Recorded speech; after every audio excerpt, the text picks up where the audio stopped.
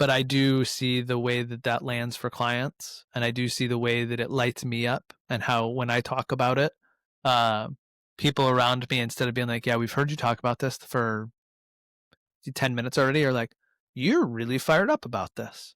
Even if I'm tired of hearing about it, you're really still very excited. I'm like, I sure am.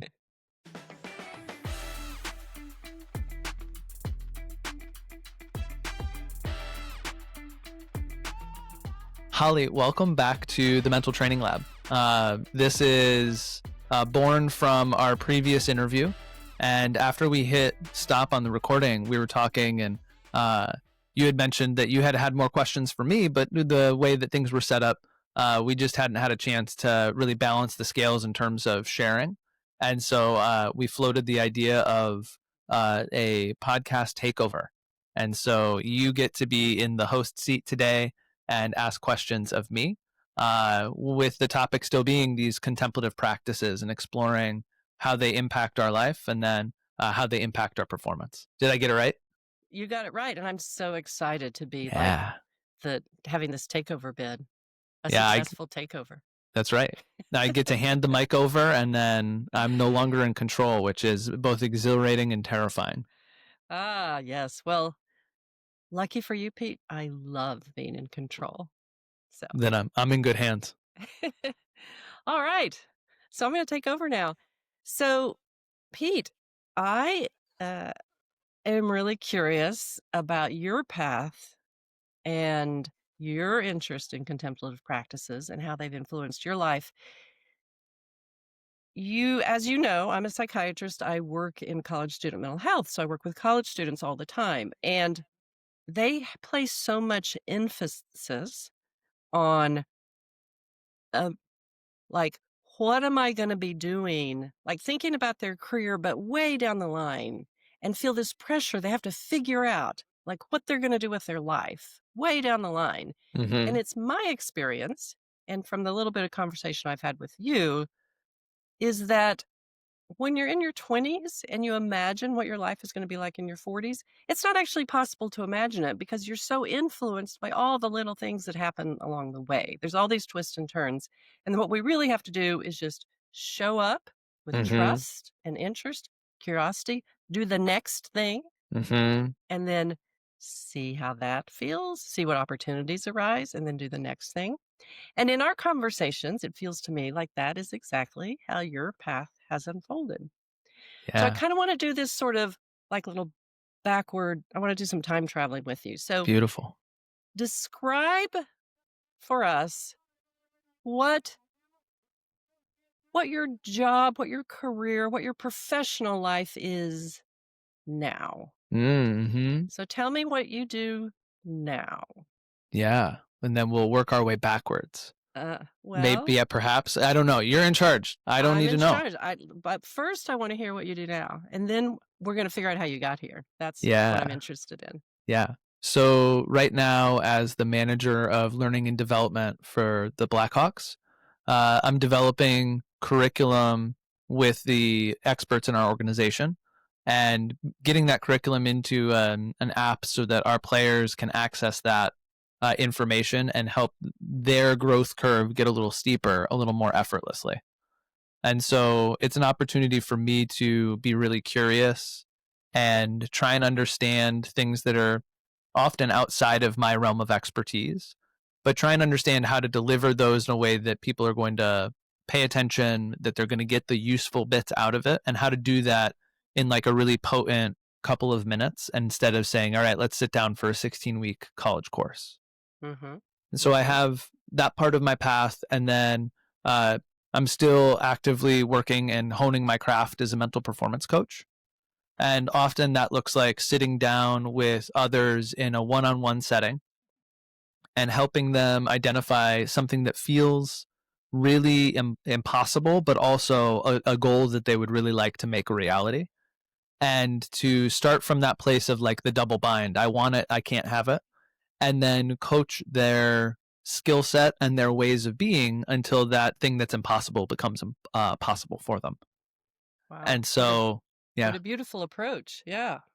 It is more and more revealing itself to me as a sacred work right? To be with someone in that space of vulnerability and of desire, right? To be able to name really what you want clearly is a challenging thing for most of us. And Mhm. then to be able to hold the space and create a really supportive container for folks as they move towards that thing is a really special place to be. And so I continuing to just be really interested in how humans arrive as we do, and then what my role can be in that space to help support people moving forward. Mm. That I one thing I really like about that story, Pete, is the way you're talking about engaging people with their sort of limiting story. Like, this is what Mhm. I want, but I can't have it. And Mhm. the way we all tell ourselves we have these stories that limit us, and it really helps to have someone pick it apart or challenge it. Mhm. And it sounds like you really enjoy doing that. I do, and there's at a certain point in grad school, I came up with a word because I couldn't figure out what was in between selfish and selfless.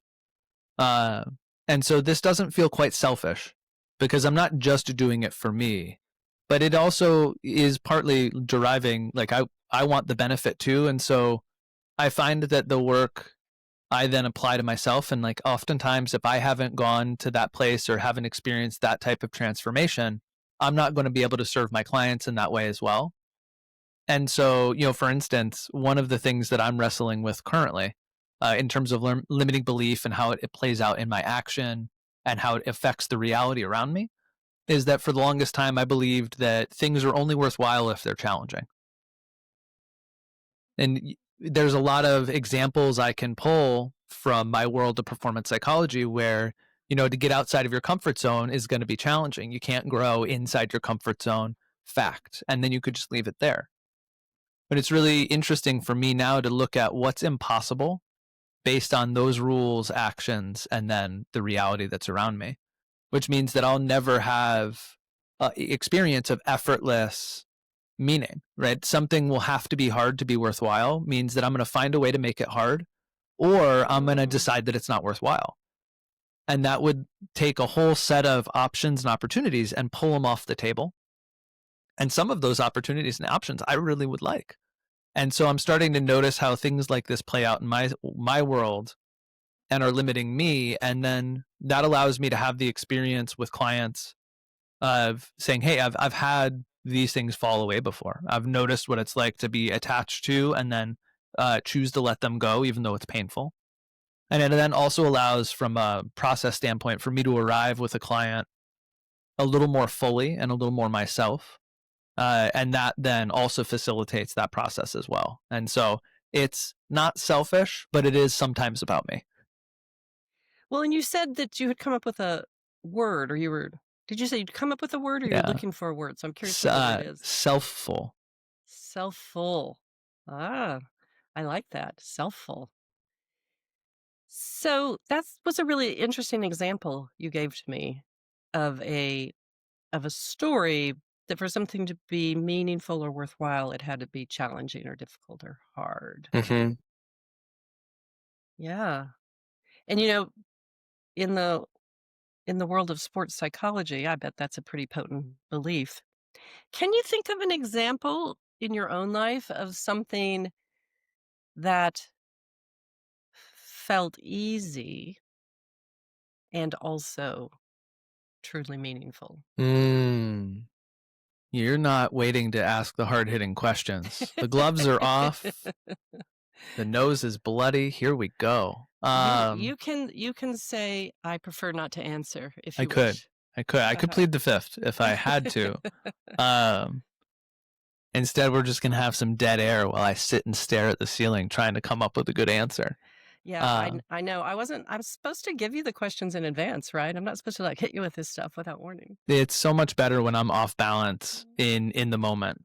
Something that was both easy and also meaningful. Think of the meditation retreats that I've been on. I think of the long hikes and bike rides that I've done with friends out in the wilderness. Um, I think about some of my close relationships, and I notice that none of Mhm. those are like easy in the way that sitting on the couch is easy. Um, but I noticed that there's some ease in those experiences. So like I'm not working more than I have to. Mhm. That although going on a 7-day silent retreat is challenging, right? And there Not are easy. moments that are hard, that it's not like it wasn't hard on a grand scale, and I didn't twist it up and make it feel harder than it needed to be. Um, Right. but I don't know if I can actually thread the needle and find something that was truly very easy and also meaningful. Mhm. I think we're in some really interesting territory here, Pete, because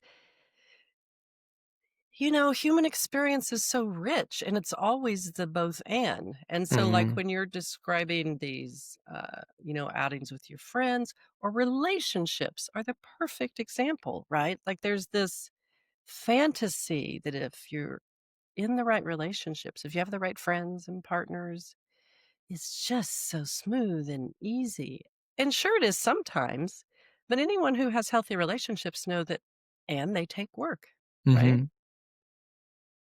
Yeah, and Like, the sense that I'm having is like in certain relationships, even when it's hard, there's not that extra layer, right? Like I'm not really worried about the foundation of the relationship, even as the surface of the ocean is really tumultuous and the waves are high. mm, And so there's some sense of solidness or peace uh, that comes with some of this, right? There's not an extra sort of scrambling. I think of like my really overactive part of my mind that is always looking for like what could be going wrong and what do I need to be worrying about. And I notice that in some of these examples, that just tends to be a little less present. And so the experience itself, although challenging, doesn't need to be, many fold times magnified. right, But right. then sitting behind my computer to do emails, oh my God, how hard is that? Yeah, I bet if I was asked you to like rate the activities, work activities you do that in their order of meaningfulness, emails would be right at the bottom. Mm.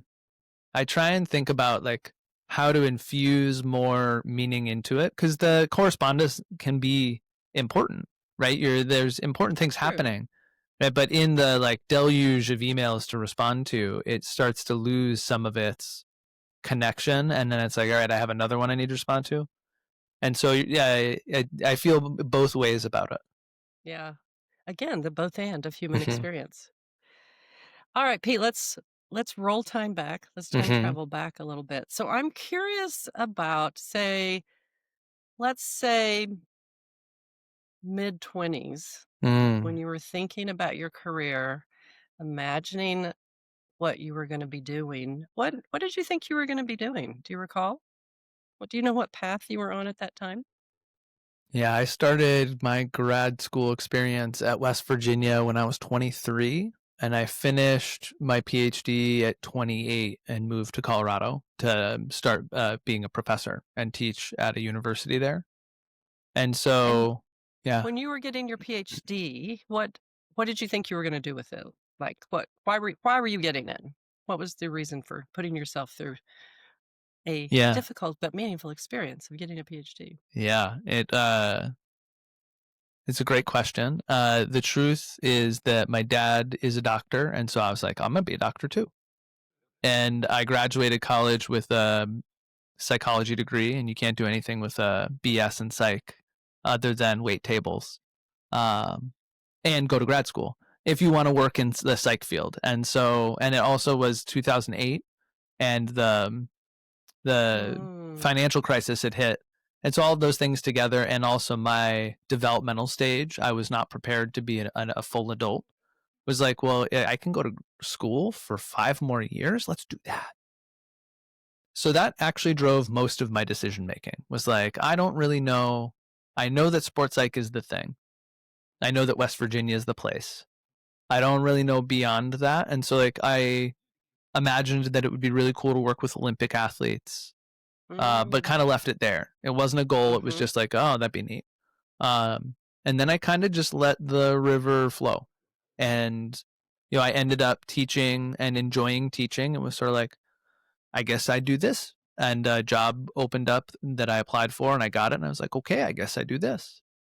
Right. But there wasn't a whole lot of conscious control and like manifesting the path to say, now that I'm in grad school, this is what I want to do, and this is how I'm going to do it, and this is how I'm going to get there. Um, which on one level, I can hear the voice of criticism in my head of being like, well, you could have gotten a lot more out of that if you'd been a little more intentional. And I also ended up with a bunch of really diverse experiences. I worked in a weight management program that served state employees of West Virginia and did health behavior change counseling, which ended up being one of the more meaningful experiences that I had. But like, if you'd asked me at 23, do you want to work with, uh, clinically overweight or folks with diabetes or people who are dealing with these other health issues? Is that the population you want to work with? I would be like, I'd like to work with Olympic athletes, please. And it turned out that I almost took a job and stayed in West Virginia to keep doing that work. And so Interesting. there was no way for me to know that that was how it was going to unfold. And some part of me feels like I should have been more purposeful. Um, but I'll be frank, I didn't really have any idea other than I really was interested in what I was learning Mhm. and kind of just took whatever, if I looked at the path right in front of me and there was a fork in the road, I'd pick one path and then I'd keep going and then figure out the next step when it was time to figure out the next step. Right. So I would say that is the healthiest way to proceed through your 20s. Hooray. And I that did it. when people try to be really intentional and force a path that's not actually there Hmm. because they have this idea, I need to go over there even though there's no pathway there, instead of going, "Hey, look at these 2 cool paths that have just opened up. Wonder which one I'm gonna take." And then you take one, and then you had all these experiences that you wouldn't have predicted. Hmm. Yeah. And that Uh, so and all those experiences change you, right, as you go Yes. along, right? Like working with, weight loss community, that really changed you. I bet you learned a lot about sort of behavioral health as you did that, right? And then you moved on. Now, where in this journey did you make contact with some of the contemplative practices? I was an interesting little guy. And so when I was younger, I played a lot of different games. And like, there was a card game called Legend of the Five Rings that was set in like a feudal Japan space, but was a fantasy setting. And so I was drawn to like the samurai and the shinobi and all of that. But there was always like that meditative thread that ran through some of this. And so I Interesting. remember being like resonating with that in a way that was like, oh yeah, cool. That would be something neat. But I just didn't have any idea. And I didn't know anybody who meditated. And so it seemed like something that you would see in a comic book or on TV, but not something that you would actually interact with in real life. Mhm. And then I remember I was learning how to play the guitar.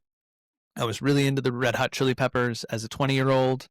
And I remember reading that their guitarist, John Frusciante, had learned how to meditate and that it, changed the way that he understood how to play guitar. And so I'm like, okay, well, here's another signal, right? In a totally different vein, that like maybe I should look into this. And I remember looking on the internet at the time and getting the advice to like light a candle in a dark room and just look at it, or take a white square of paper and tape it to the wall and just look at that. And that was like, for some reason, the only thing I could find on the internet about how to meditate at the time. Maybe I was typing in the wrong stuff, but it seems inconceivable in 2007 that I couldn't have found a little bit more. And so I kind of left it there and didn't think much about it. I tried looking at a candle like twice and I don't really get it. And it wasn't until I got to grad school and my advisor, Sam Zizi, had the Tao Te Ching sitting on his desk. And I walked in one day and I was like, what's that? And he said, well, you want to borrow it? And I did. And I didn't get it. It had his notes in it. And there are short verses. And I'd sit there and I'm, in my apartment with my buddies and they're watching football. And I'm sitting there flipping through the Tao going like, I don't know. This sounds perplexing and paradoxical.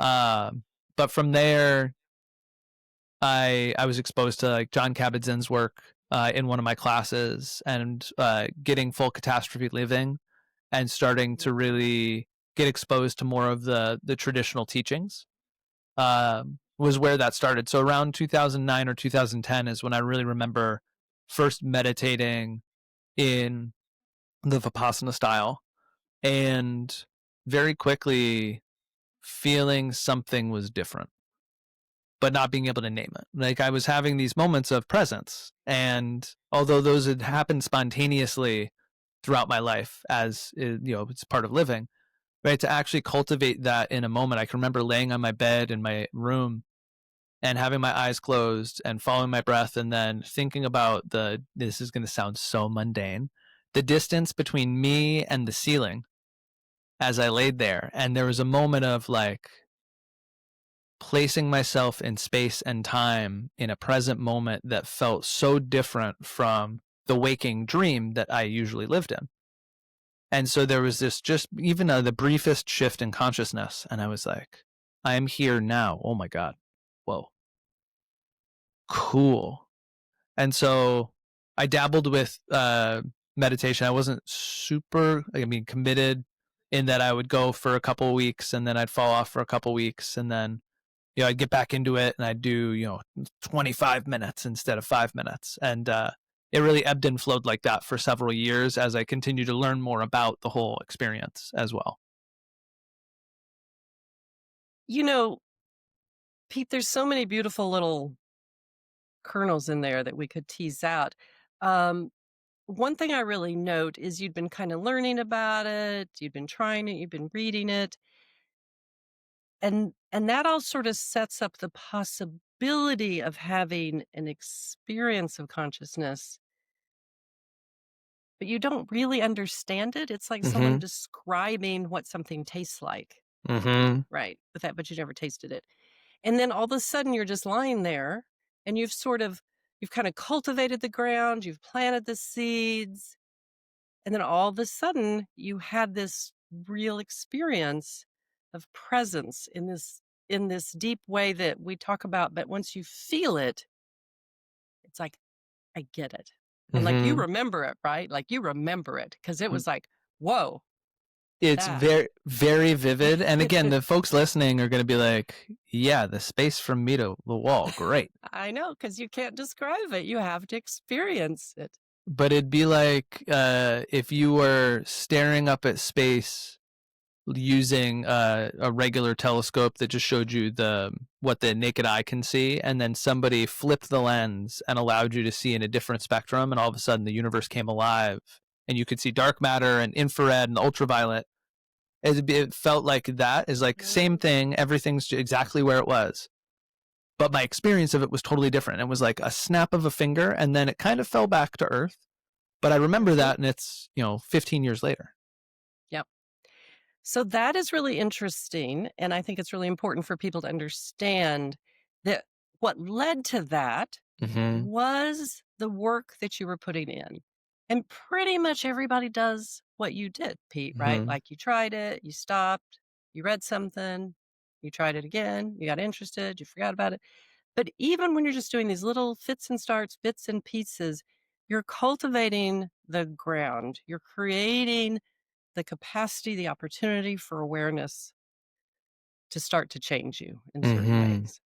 And I'm really glad to hear you telling that story because I often, when I'm teaching people, beginners, these practices, if they don't get it or have Mm-hmm. some profound experience the first couple times they do it, they will quickly have this story like, it's not for me, I can't do it, it Mm-hmm. doesn't work, some story.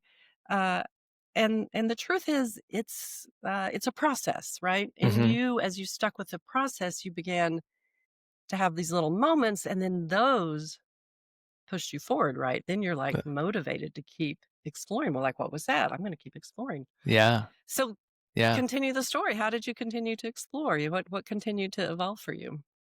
Well, and to your point, when folks first start out and they think it's about relaxation and I'm just going to feel really calm and peaceful, and then you Mm, settle into the present moment, with whatever's arising, and you're here, right? You're the thoughts, the patterns of thought energy and emotional energy. Most of the time people are like, oh, I'm living in a burning building. This is very unpleasant. Let me go back into the matrix. And there's some quality of resistance there that I think the ego brings up is like, oh, this doesn't work. And it's like, well, the ego just doesn't want to be looked at directly, right? That part of our survival mechanism and our automatic thoughts and patterns that hold us where we are thrives when we're not actually being contemplative about it. And so I think that there's an extra barrier there when it's like, this stuff is stupid and all I did was sit and I was distracted for 5 minutes.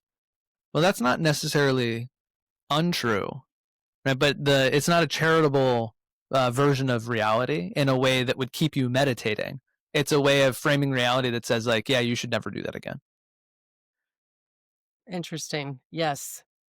Right. And there has to be this willingness to be curious about that. Right. And I think for me, going back to your question, there was something of a pull that I kept responding to. There was a call to this that I couldn't explain logically because I couldn't really point to the benefits. I knew I was starting to be different, but I couldn't tell you concretely how I was different. And even now, I could tell you that I'm certainly not who I was 15 years ago, and I'm not who I would have been without meditation. But I don't know exactly like how to put it into words. Like maybe I'm a little more patient. Maybe I'm less attached to or less identified with my own thought. And I'm not sure. Maybe yes. Also, maybe not. And so it's hard for me to, and then that's not a really great sell for people listening who don't meditate. They're like, so a lot of maybes and maybe nots, but I can tell you I'm a better person and I'm a happier person, and that I can directly attribute that to meditation. I just can't tell you why. And there's a bunch of beautiful, there's a bunch of beautiful research. There's smarter people than me who have done the research to prove it and then put it into words. But from my own direct experience, I can just tell you for sure, and I'm glad that I've done it. Yeah.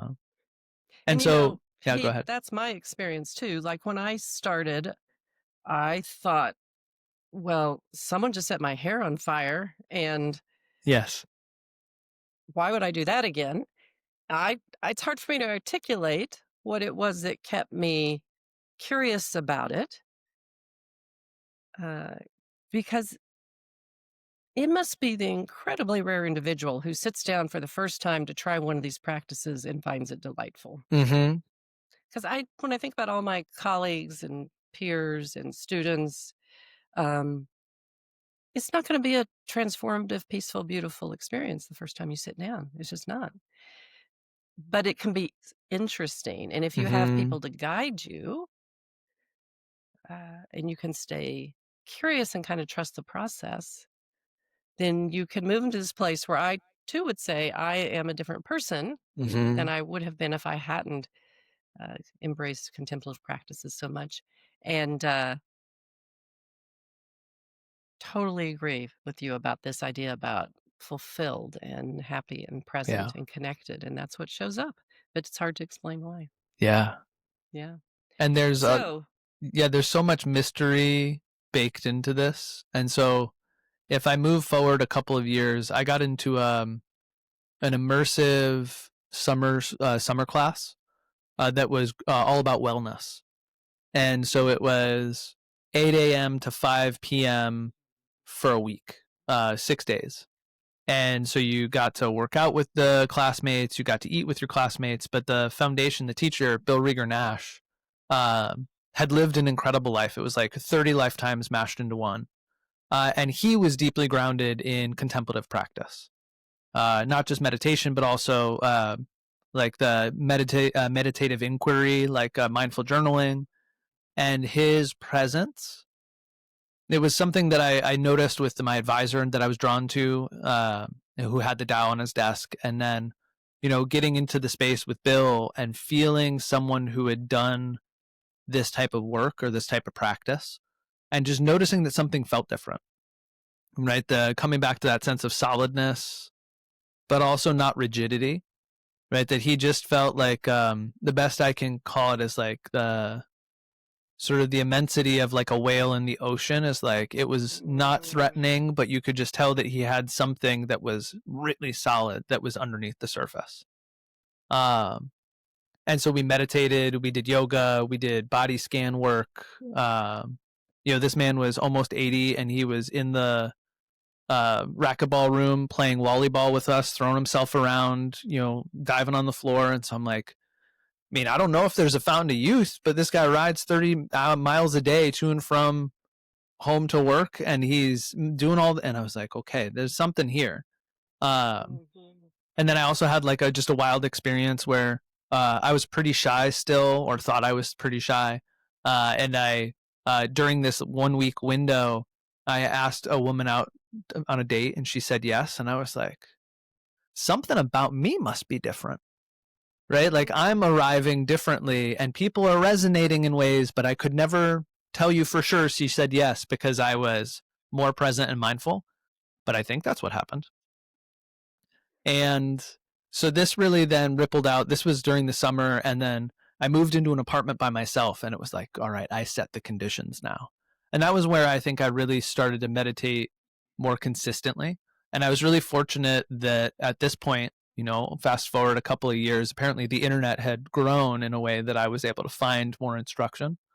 Uh, but there was a lot of guided meditations that I could access. I found A Path with Heart by Jack Kornfield, mhm, mhm, and was introduced to Jack and Joseph Goldstein and some of those teachings from the Insight Meditation Society. Uh, and from there was felt like I was being supported. So that first Sangha, right, that week-long course where I was in community and doing these contemplative practices and focusing on my wellness and feeling the shift that I just hadn't noticed in doing it myself. I then was able to carry into like finding some teachers, not in person, but finding some teachers online that I was able to have a relationship with that was one way, but still very meaningful. Um, mhm. and so that part of the story, things deepen, and I had some really interesting experiences on the cushion over the next couple of years. One that stands out in particular was I just spontaneously burst into tears. Again, listeners are like, great. So I'll know how far I am from the ceiling and I'll cry.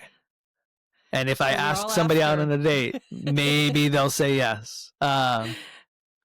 But I was thinking about my younger self, because thoughts arise during meditation. I'm going to stay with my breath. And then you're like, oh, I've been thinking for the last 8 minutes.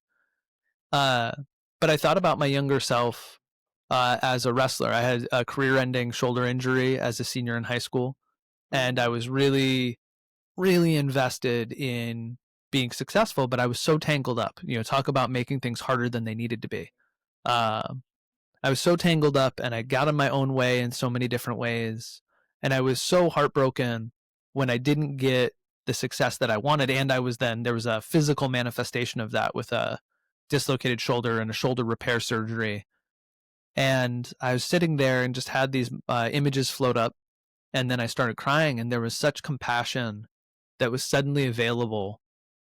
It was like, I just want to go back in time and give that guy a hug. Right? Like he tried his best. He didn't get what he wanted. He didn't know that he was lost in a maze, and he just had to like climb up instead of zigzagging around. Like there was a way out. He didn't know. It's not his fault. And that again stayed with me. I could tell you the exact room I was in, what it looked like, what the cushion was like. Um, and so another moment of like, I didn't invite this in. I wasn't seeking a compassion practice. And then this just arose out of the mystery, mm. but has stayed with me ever since. So there are certain phenomenon that are natural byproducts of developing a more present, focused life, right? Mm-hmm. Developing this quality, this capacity of present moment awareness. So there are natural byproducts of that. And uh, greater compassion for yourself and others is something that just arises. And I think that is so interesting, right? Like, that's not, you wouldn't necessarily expect that if you just start watching your breath over Yeah. Why? time, these emotions like kindness and generosity and compassion start to arise.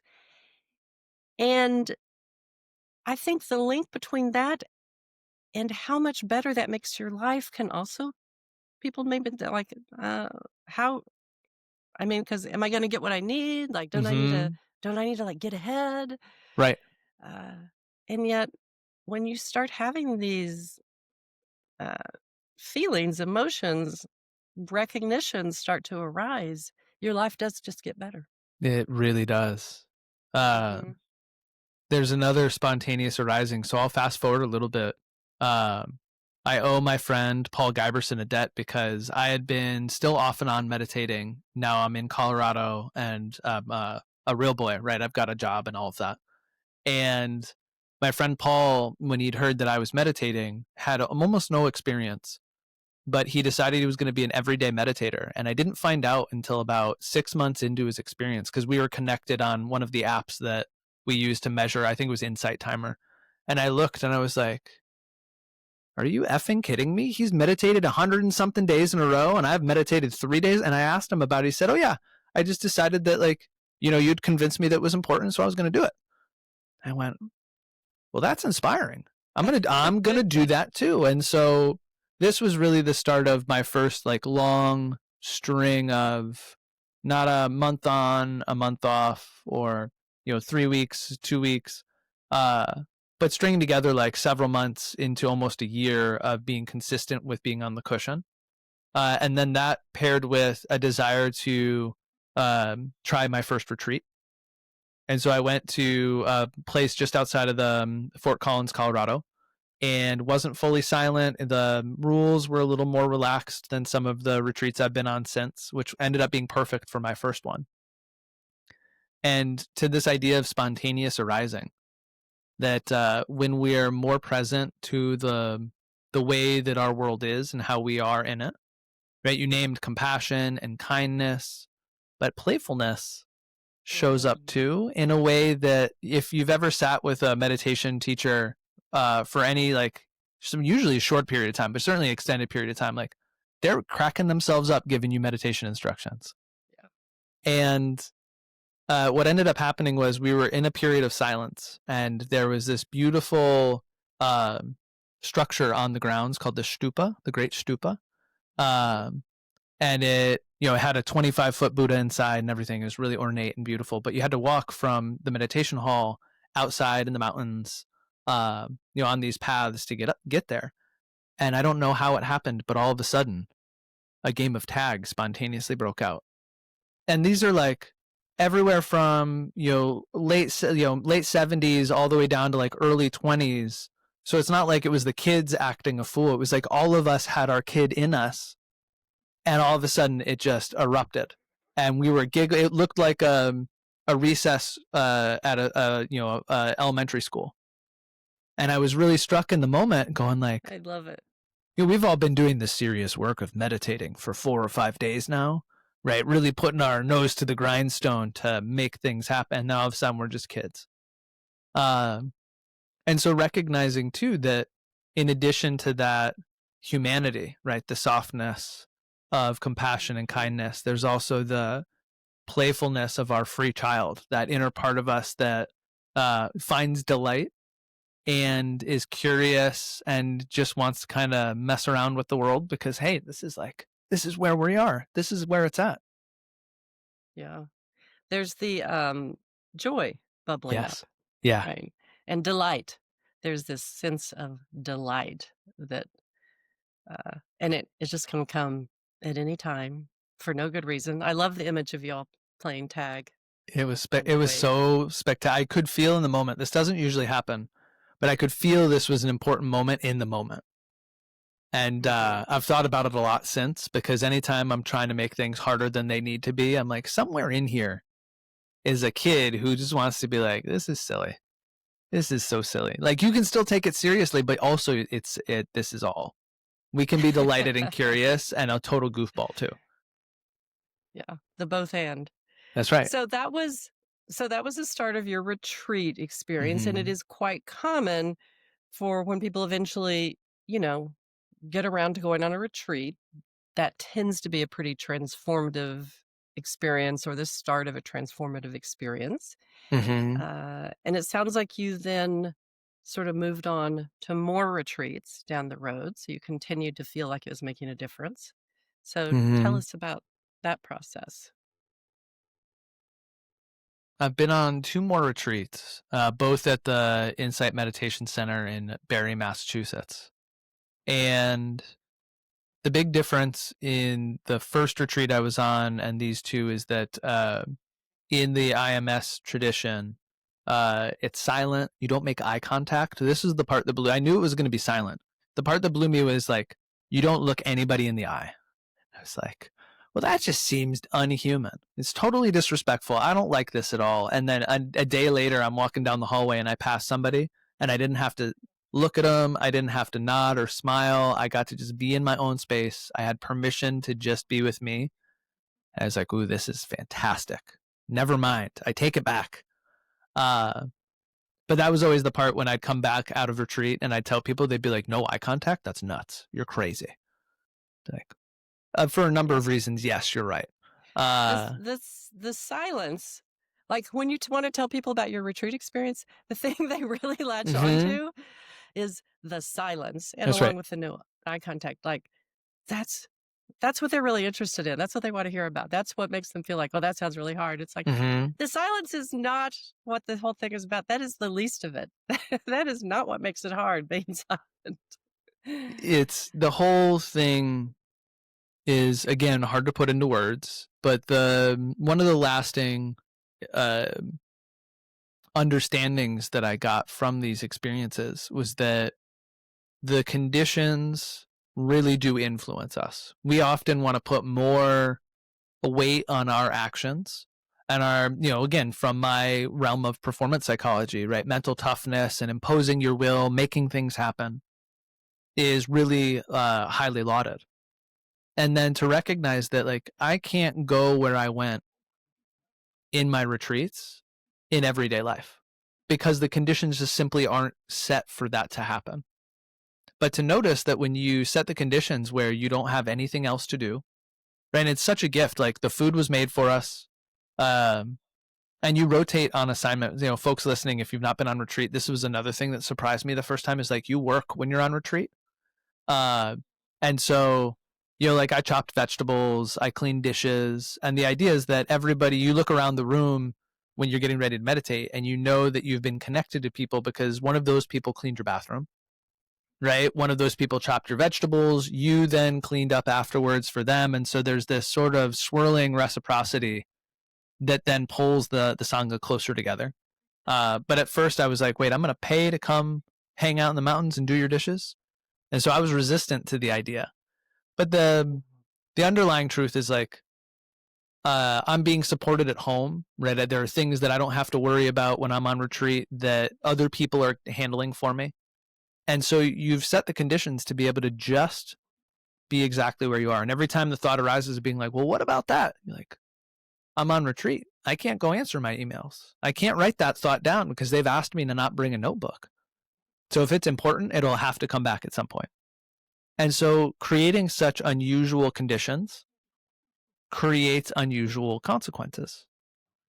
And I think this is a useful take home for the listener is that you can think about this within elite athletics or the environment of really great leaders in business is like they create an environment that is unusual in service of unusual outcomes.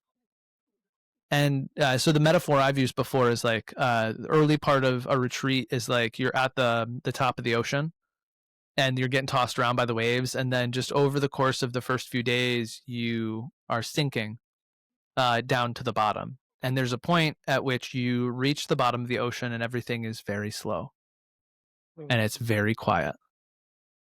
And I can remember watching a thought, just one single thought, bubble up out of nowhere. And it was moving slow enough that I could like watch it form, be really curious about what it was that the thought was made out of. Watch it kind of like arc across the space of my awareness and then just dissolve and float away. And I went, you can't do that. I can meditate for 4 hours a day at home, but I'm still at home with other responsibilities and I'm living everyday life. And so I will not have that same access. But just like going to the top of a mountain and getting the view and then coming back down, but like you still have the view, the lay of the land, even though you can't see it right now. And the thing that shifted for me in those retreats is like what was possible in my direct experience, not theoretically, right? But now I've tasted the thing and I can know what it tastes like again. I can recall those experiences. What is now just like have a much more vast sort of catalog of experience, right? The continuum has gotten stretched on both ends in a way that you can't unfeel and unsee and Mhm, unexperience. mhm. Uh, and so for me, there's some of like Joseph Campbell's hero's journey mixed into this is like you go away to the place of other and you get the learnings and then you come back and you have those with you and then theoretically you would share those with others, which I guess is what we're doing right now. Right. Uh, Well, and yeah. I think you also have infused it into your professional world. So I'm interested in hearing how this path, these insights, this awareness, this shift in your way of being in the world. Hmm. And, I think along with that, I'm hearing a growing clarity about what's important and meaningful to you, right? So, how did all of this then influence your professional path in a way that you found that you were professionally doing work that sort of honored all that you had Hmm. learned on this journey, and also sort of fed your soul as you continued working? How did that happen? It is an ongoing process. So my last retreat was 2.5 years ago, and there's still some metabolizing of the experience. Uh, even now over the last couple of months, recognizing sort of the nature of the sacred work that I do, right? That whether it's talking about putting pucks in the net or it's talking about deeper shifts in being or what have you, that there is something really special about being present with and present to another human being. And so, I find that it goes in circles and that, you talked about me cultivating the ground before that first moment of sort of startling presence. And I think about then the retreats being a culmination on one level of some of the experience that I've had, and then this really deepening process that you go through. But then it's like a giant boulder's dropped in the lake, and the ripple effect travels long and far, and I'm still feeling those ripples.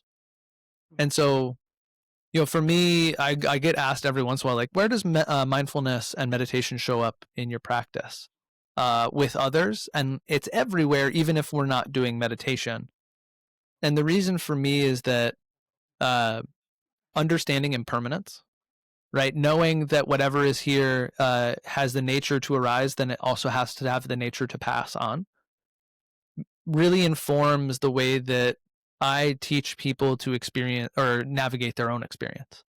And I think a lot of cognitive behavioral approaches are very like forceful and masculine. It's like, I'm going to take that sentence and I'm going to pull it out and I'm going to excise it and then I'm going to install a new one. Like we're lines of code and we're a computer.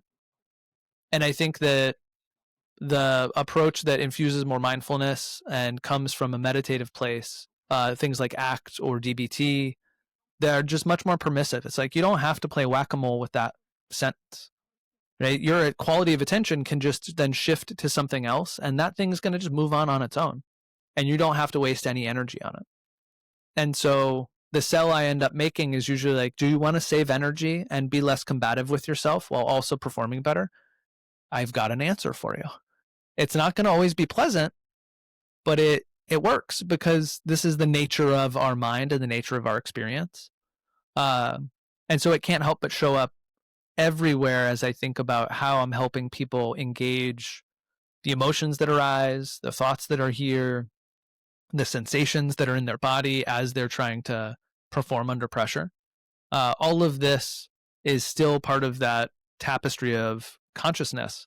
And we know that it's just going to continue to come up and come down, rise and fall, like clouds in the sky is just going to keep floating through your awareness.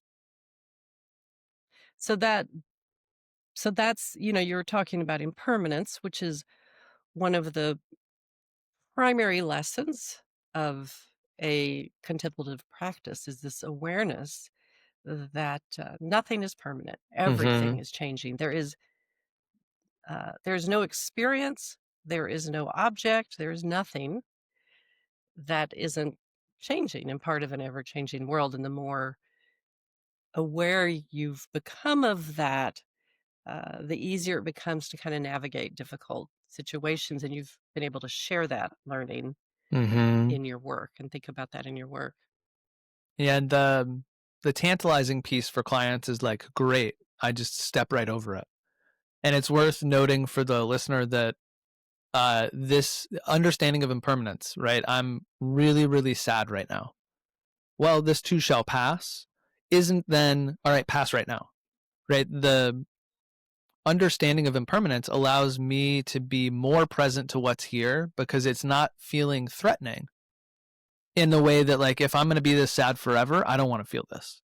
But if I know I'm just Right. going to be this sad for a couple of moments or maybe a day or it could be a couple of months, well, okay, let me understand what that's like. This is also part of my human experience. And so the bypass is very seductive, right? But all of this work Right. is about being more with our experience and not less with it. Right. So you've really, I'm hearing how you've integrated into your work. Uh, how has it informed, though, your own choices about your own path? Mm-hmm. Like what you're doing now, the choices you've made to get there, how you imagine your professional life might continue to evolve. How has your contemplative practice informed that? I think that I don't know. I was going to give you an answer and then I was like, I'm not sure if that's true. I think that it's helped me be present to the quiet or the subtle signals and certainly the non-cognitive signals of when it's time to look for something new or what I might be drawn to. And I think I already had some facility in this because I was kind of flying blind. We talked about my experience through grad school or even just getting to grad school is like, hey, this feels right. Okay, we'll do it. Which is out of the ordinary for me normally, right? Normally I would really think through every single piece of every scenario. And instead it was like, that's the spot. I don't have to explain it. But I think it's continued to serve me as I've explored what to do next, as I've thought about, is it time to leave someplace and go someplace new? Because I've had a lot of chapters in a career that hasn't been that long. Don't let the gray hair fool you. And and so I think that it shows up there in the way that I'm present to myself and gives me more information to work from, and especially non cognitive information. Go like, okay, this gut feeling I can trust because I've been more present to my body. And I understand that that's an important part of the whole system. It's not just like, oh, well, I can't show you with data what this means. And so it can't be worthwhile. Right. I feel like you're sort of pointing towards, and again, it's hard to exactly describe, but pointing towards the way you've made decisions about each of these chapters Mm-hmm. is strongly influenced by what you've learned from your contemplative practices. Mm-hmm. And it's maybe hard to say exactly what that is. And also, you're aware that you would have likely made different decisions had you not had this capacity to be so fully awake to like what's true for you, what do you care about, what's important in this moment, how do I relate to things that are interesting or challenging. Mm-hmm. I think I would have made different decisions. And I think I also would have not been quite as attuned to like why I was making the decisions, right? What are the values? Where's the call coming from? I don't have to totally understand it or speak its language, but if it's here, can I explore what it means? Um, and I think it's been drawing me closer to, I mentioned the name of the book, A Path with Heart, but it's a really well titled book. In that, I think I'm being more and more drawn to a path with heart, um, and wanting to be with people in their vulnerability and their capacity to become more fully themselves. Um, and there's some part of me that, hanging out in the tactics and techniques of mental performance, it was like a very safe place of optimization, and it was a place where I could continue to, like, let's just help you be better at whatever. And at a certain point, my most recent shift has really been to, let the false floor open and let the depth be present in a way that I can now, the work that I name with clients is the work of being with them in their vulnerability so that they can be more fully themselves, and that's muddy, messy human work, but that's got a lot of heart in it. And is also really Mhm. scary because it's not as cut and dry as the work that I'd been doing before that. Right. Not as cut and dry, but more meaningful. And it sounds like meaningful for your clients and also for you as well. Yeah. Yeah. Like feeling like you're doing work that is meaningful and is making a difference. That's right. And so, scary. And Mhm. going back to where we started, I think sometimes I make it harder than it needs to be because I'm like, hey, if this is feeling a little too easy, then I must not be doing it right. Um, but I do see the way that lands for clients, and I do see the way that it lights me up, and how when I talk about it, uh, people around me, instead of being like, yeah, we've heard you talk about this for 10 minutes already, are like, you're really fired up about this. Even if I'm tired of hearing about it, you're really still very excited. I'm like, I sure am. Well, Pete, it sounds like you're doing a beautiful job sharing your own sort of growth and path and experiences with your clients. And I think that may be uh, one of the most valuable gifts of all the work you've put in your contemplative practice, both the benefits to your own life, but the ripples that have rippled out to the people whom you serve and whom you care about and whom you share your life with. So Well, I appreciate that reflection. Uh, Selfful, right? Here for me, that's but right. also I really do want it to ripple out and impact others. And so, uh, grateful for the opportunities that I've had and that I've followed the call to explore these things. Because there's another universe where I just stayed trapped in my head for the rest of my life, and it would have been a very different experience. Well, I'm glad I came across you in this universe, Pete, Yeah, and yeah. I've enjoyed this Likewise. conversation. Holly, thanks so much for flipping the script. This was wonderfully unusual, and we went places that I've certainly not gone and shared on in this medium. And so I'm grateful for your presence, and grateful for your thoughtful questions. And yeah, thank you again. It was so much fun. I really enjoyed the conversation.